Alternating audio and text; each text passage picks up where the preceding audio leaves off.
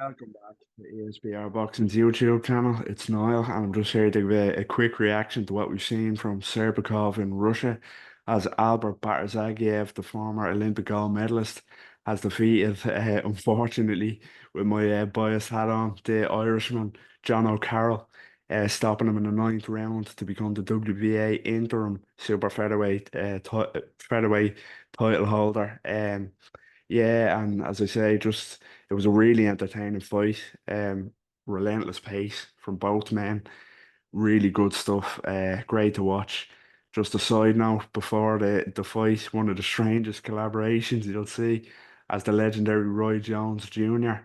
Rapped as Carroll made his way to the ring. So yeah, I didn't expect that on my 2024 boxing bingo card anyway. But yeah, the fight itself, it was always going to be an uphill task for John O'Carroll, but the fight itself kind of sparked into life in the third round with a moment of brilliance from Carroll as he landed a beautiful right hand right on the sweet spot of BATYRGAZIEV, and it hurt him. It took the legs from underneath him, and a glove touched down from BATYRGAZIEV. Now it should have been counted as a knockdown.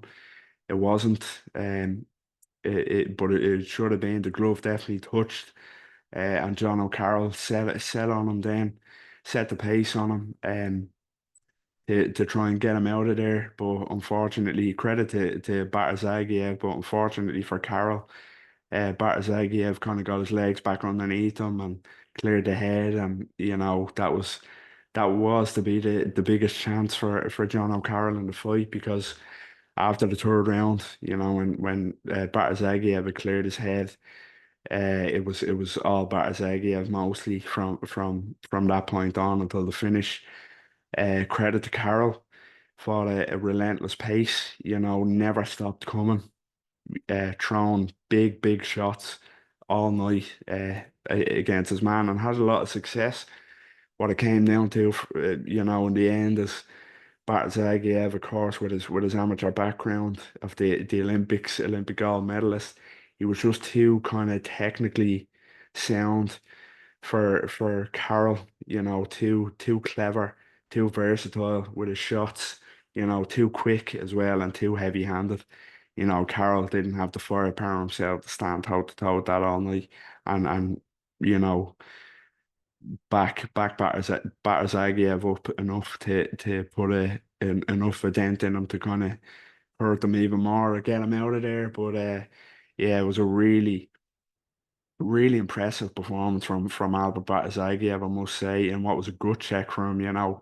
Carroll had a lot of success with the pace that he set, and the shots that he did land, but Bartazagiev, that Eastern European, technically brilliant, so well balanced when throwing his shots. No shot is wasted, no shot is looks like he's overloading it. Sharp, short, just quick shots to head and body, mixed it up so well, and yeah, just too versatile for his Irish opponent tonight. But yeah, I might catch a lot of stick in the comments when I say this, to be honest with you. But I hope people understand what I mean by this when I say he reminded me of Gennady Golovkin, especially a younger version, similar parts of the world, but just the way he throws his shots, the way he throws his hooks to head and body, and also how balanced he is, as I said, so balanced, no kind of wasted motion at all, and they're very similar in their style. So yeah, that's a good compliment I can pay him. But yeah, the end then came in round nine when you had Bartazagiev that hurt John O'Carroll to the body, dropped him. Carroll looked really hurt, which he was.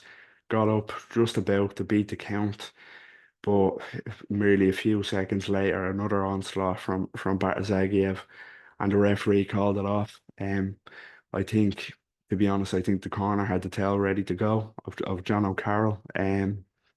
Yeah, so they were going to stop it anyway if the ref didn't. But yeah, really good stoppage, no complaints. He was getting a bad beating in the end to go with a cut on the right eye as well, which was hampering his vision. It was a nasty looking cut, but yeah, Bartazagiev stopping John O'Carroll. in round nine to maintain his unbeaten record. And the question now, I suppose, before we go, is what's next? As I said, the WBA interim super featherweight title, so he's mandatory challenger now for Lamont Roach Jr. Yeah, Lamont Roach Jr.'s full world title at 130 pounds. To be honest with you, if that was to happen next, which I think there's a good chance that that will happen next, I think that Albert BATYRGAZIEV beats Lamont Roach Jr. now. That's how kind of good I think this fella is, that you can put him in with Lamont Roach and he'd win a world title next. Not only Lamont Roach, I think he beats, this might be a brave statement, but I think he beats all the world champions at 130. You know, Anthony Kakachi, another fellow Irishman, I think he beats fairly comfortably. And I love Kakachi. He has a defense obviously coming up against Josh Warrington, but if he was to come through that and they were to cross paths, I think Batazagi would win that. I really do. So yeah, I think you've got Robson Conceição, who won his world title only last week. Batazagi is more than capable of beating him, and Oscar Valdez, you could say, would he be too kind of battle hardened and too experienced?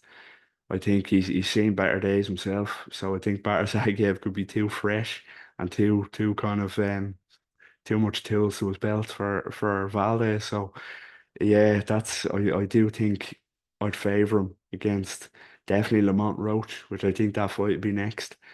And yeah, the other champions, I wouldn't write them off at all. I think I'd probably pick him to beat every belt holder at 130 pounds. So yeah, that's how highly I think of Albert Batazagi. I would think he's a really, really good fighter and a future king at super featherweight. So yeah, that's all we have time for on this one. Just myself giving it a quick reaction to what we've seen from Serbikov in Russia this evening, as Albert Batazagiev has defeated JONO CARROLL as he was expected to do. You know, it was probably a more entertaining fight than people thought it would be.